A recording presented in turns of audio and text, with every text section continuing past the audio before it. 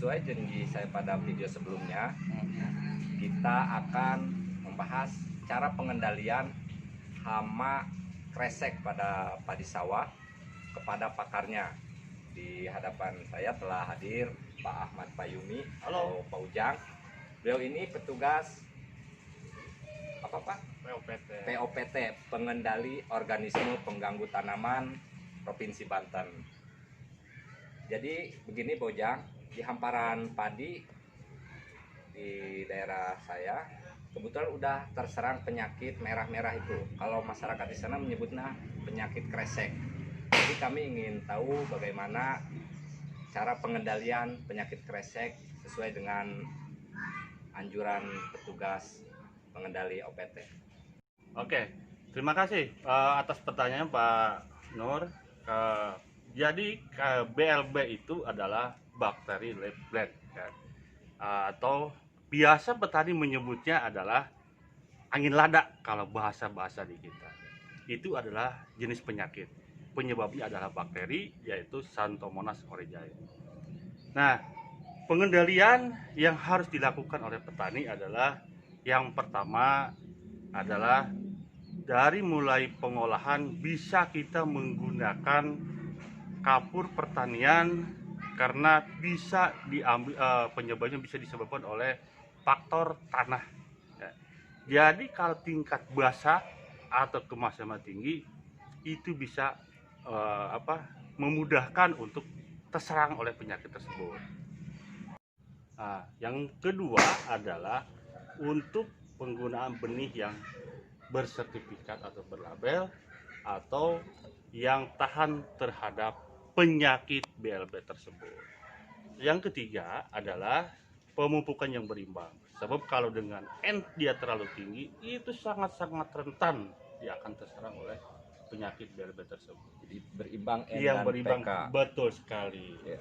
Yang selanjutnya adalah masalah pengaturan air. Tolong itu dalam pengaturan air, karena dengan air terlalu banyak itu menyebabkan kelembaban yang tinggi sehingga akan memicu kepada perkembangan penyakit BLB tersebut. Mungkin pengairan berselang itu Pak Ujang ya? Iya, atau intermittent itu, Iya. bahasanya seperti itu, untuk menjaga kelembaban dari situasi kondisi dalam ekosistem sawah tersebut. Nah, selanjutnya kalau itu udah bisa kita lakukan, Masih untuk terserang juga? ya masih terserang juga, perlu kita adanya pengendalian dari awal. Ya. Kalau memang di daerah tersebut sudah dikatakan endemis terhadap BLB, kita punya pengendalian sejak awal, bisa dengan kimia maupun dengan pestisida buatan atau pestisida nabati. Yang pertama, bisa kita menggunakan pestisida nabati atau pestisida buatan, yaitu dengan Piney Bacillus polymixa. Bisa kita bikin, nanti ada perendaman setelah bahan dari Piney itu kita udah tersedia, tinggal kita direndam dari benih tersebut. Berarti seed treatment. Nah, seed treatmentnya seperti itu. Itu Piney itu bentuknya apa? Nah, jadi pestisida organik apa gimana? Piney Bacillus itu? Iya, itu pestisida buatan atau pestisida organik yang mana bisa kita buat, bisa kita bikin. Nanti bisa di video selanjutnya mungkin bisa kita bikin Pak ya. Itu bisa jadi topik selanjutnya. Betul, selanjutnya Pak. Nanti kita bikin namanya Piney Bacillus, tinggal kita proses pemikiran masa itu siap kita untuk pemikirannya. Ya, biasa petani di kita itu memang agak sedikit sulit untuk penggunaan Piney Bacillus. Memang ada proses, harus ada pembikinan. Memang yang mudah dan cepat tersedia itu adalah dengan kimia. Karena pestisida yang betul-betul untuk bakterisida. Ya, untuk kresek ini apa itu ya? Betul. Karena tadi kita dari awal udah diketahui bahwa kresek itu atau BLB itu penyebabnya adalah atau patogennya adalah bakteri. Maka dalam kimia harus pengendaliannya menggunakan bakterisida. Nah, ini yang perlu diperjelas kepada petani. Contoh jenis bakterisida? Contoh jenis bakterisida yang biasa banyak di kios, banyak diedarkan itu adalah salah satunya Nordok yang sudah banyak petani mengetahui. Cuman terkadang mereka belum banyak tahu cara penggunaan dan peruntukannya itu untuk apa. Nah, di situ bisa kita menggunakan bakteri atau nordok tadi ya, jenis merek daging atau merek daging adalah nordok.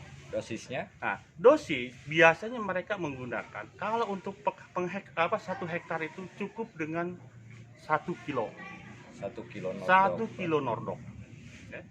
1 kilo nordok, atau memang kalau parah atau endemis atau artinya setiap tahun itu selalu jadi serangan yang membahayakan, yang sangat membahayakan, bisa ditaikkan dosis jadi 2 kilo. Nah, dicampur dalam pemupukan. Jadi disebar. Bisa disebar, bisa juga disemprotkan.